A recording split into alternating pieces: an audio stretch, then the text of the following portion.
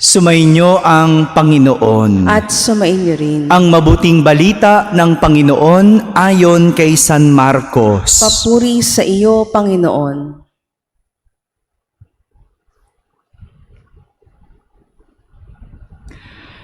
Noong panahong iyon, si Herodes ang nagpahuli, nagpagapos at nagpabilanggo kay Juan dahil kay Herodias.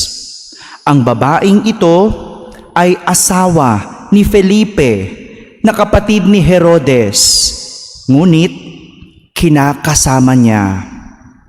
Laging sinasabi sa kanya ni Juan, "Hindi matuwid na kunin ninyo ang asawa ng inyong kapatid." Kaya't si Herodias ay nagkimkim ng galit kay Juan. Hinangad niyang ipapatay ito, ngunit hindi niya magawa sapagkat natatakot si Herodes kay Juan. Alam niyang ito ay taong matuwid at banal, kaya't ipinagsasanggalang niya. Gustong-gusto niyang makinig kay Juan, bagamat labis siyang nababagabag sa mga sinasabi nito. Sa wakas ay nagkaroon ng pagkakataon si Herodias nang anyayahan ni Herodes sa kanyang kaarawan ang kanyang mga kagawad, mga pinuno ng hukbo at ang mga pangunahing mamamayan ng Galilea. Pumasok ang anak na babae ni Herodias at nagsayaw.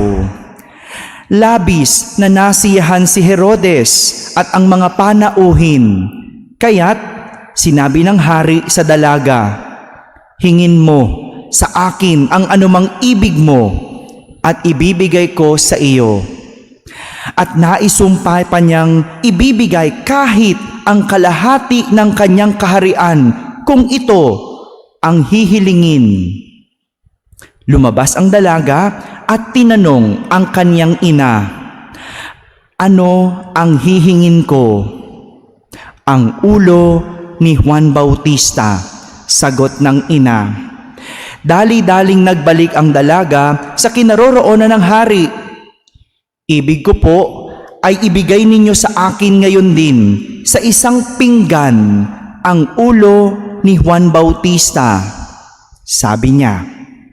Labis na nalungkot ang hari, ngunit dahil sa kanyang sumpa na narinig ng kanyang mga panauhin, hindi niya matanggihan ang dalaga. Kaagad niyang iniutos sa isang bantay na dalhin sa kanya ang ulo ni Juan.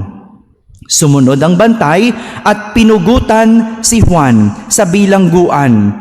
Inilagay ang ulo sa isang pinggan at ibinigay sa dalaga. Ibinigay naman ito ng dalaga sa kanyang ina.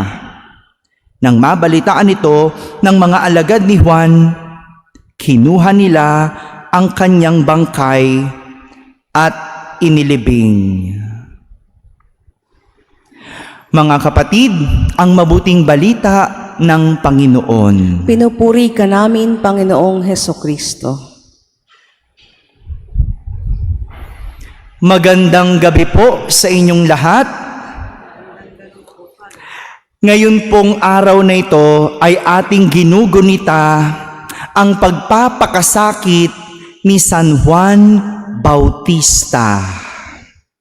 Kung babalikan po natin ang kwentong narinig natin sa ating ebanghelyo, gustong-gusto ni Haring Herodes makinig kay Juan. Bagamat labis siyang nababagabag sa mga sinasabi nito. Gusto niyang makinig, pero nababagabag siya. Madalas kasing sabihin kay Haring Herodes ni Juan Bautista na hindi matuwid na kunin ninyo ang asawa ng inyong kapatid. Huwag mong asawahin ang asawa ng iba. Yun ang laging sinasabi ni Juan Bautista. Sadya naman talaga po, hindi matuwid ang kunin ang hindi sa iyo. Di po ba? Kaya kapag hindi sa iyo, huwag mong pakikialaman. Kung hindi mo pera, huwag mong gagastusin.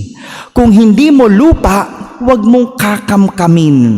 At kung hindi mo asawa, huwag mong aasawahin. Malinaw po ba yon? Kahit saan tayo makarating, hindi matuwid ang kunin ang hindi sa iyo.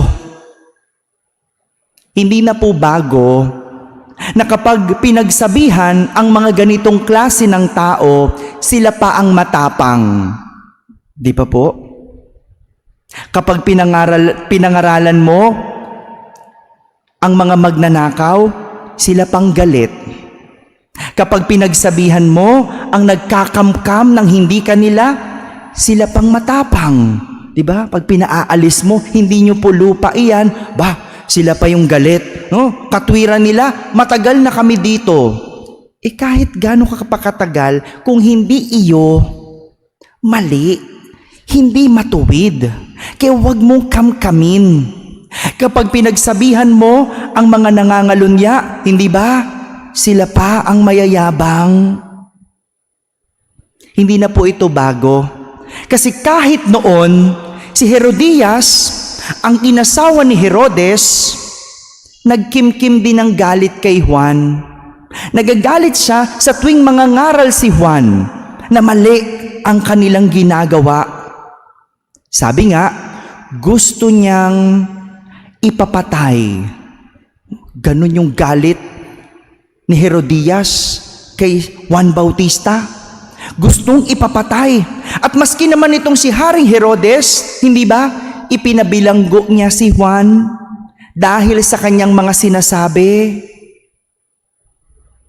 Kaya nga, nang magkaroon ng pagkakataon si Herodias, hiniling niya ang ulo ni Juan Bautista kapalit ng magandang sayaw ng kanyang anak. Ipinangako kasi ng hari na ibibigay kahit kalahati ng kanyang kaharian. Kasi nasiyahan siya doon sa sayaw. Ano kayang sayaw yun? Na kaya mong ibigay kahit anong hiling. Ini-imagine ko, ano kaya yung sayaw ni nung anak ni Herodias? Ba't ganun na lang? Itong si Haring Herodes na ibibigay kahit ano. Ano kayang klaseng sayaw yon? Napapaisip din kayo, pero ganun na nangyari. Pero hindi naman kayamanan ng hiningi. Ang hiningi, ulo ni Juan Bautista. Sa una, hindi naging madali sa hari ang desisyon. Sapagkat sabi niya, labis siyang nalungkot. Ngunit dahil sa kanyang sumpa na narinig ng lahat ng kanyang panauhin, hindi niya matanggihan ang dalaga. Sadya naman, likas sa tao ang mabagabag. Likas sa tao ang mabagabag, lalo na kapag may maling ginagawa. Dahil ang tawag natin dito ay konsensya. Konsensya ang bumubulong sa atin tuwing tayo ay nakakagawa ng masama. Konsensya ang bumabagabag sa atin kapag tayo ay nagkakasala. Konsensya ang hindi nagpapatulog sa atin kapag mayroon tayong mali o iligal na ginagawa. Kaya nga, kung wala tayong naririnig na bumubulong sa ating isip, kapag hindi tayo nababagabag at kapag nakakatulog tayo sa kabila ng kasalanan, kamalian at ginagawang iligal, isa lang ang ibig sabihin po, wala kang konsensya. Kapag nakakatulog ka, kahit may nagawa kang mali, kapag hindi ka na nababagabag, kapag wala kang naririnig na bulong na mali yan sa iyong isip, matakot ka na. kasi wala kang konsensya. Ito po ang naging gampanin ni Juan Bautista sa mga tao noon. Ang ihanda sila sa pagdating ng Mesiyas at makapagbagong loob. Siya yung naging boses. Siya yung tagapagbagabag sa mga tao. Sa tuwing merong maling ginagawa, siya yun. Yun ang naging gampanin ni Juan, ang maging konsensya sa mga tao. Ngunit sa halip na makinig, isiniwalang bahala ang kanyang mga sinasabi at ang masakit, pinapatay pa siya.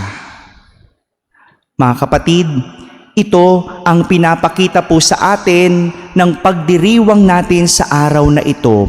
Ito din po ang inaalala natin, ang gampanin ni Juan Bautista na naging konsensya. Nawa, sa lahat ng ating ginagawa, pakinggan natin ang ating konsensya. Huwag itong baliwalain. At higit sa lahat, huwag nating hayaan itong patayin. Konsensya. Yan ang babagabag sa atin sa tuwing tayo'y may nagagawang mali. Amen.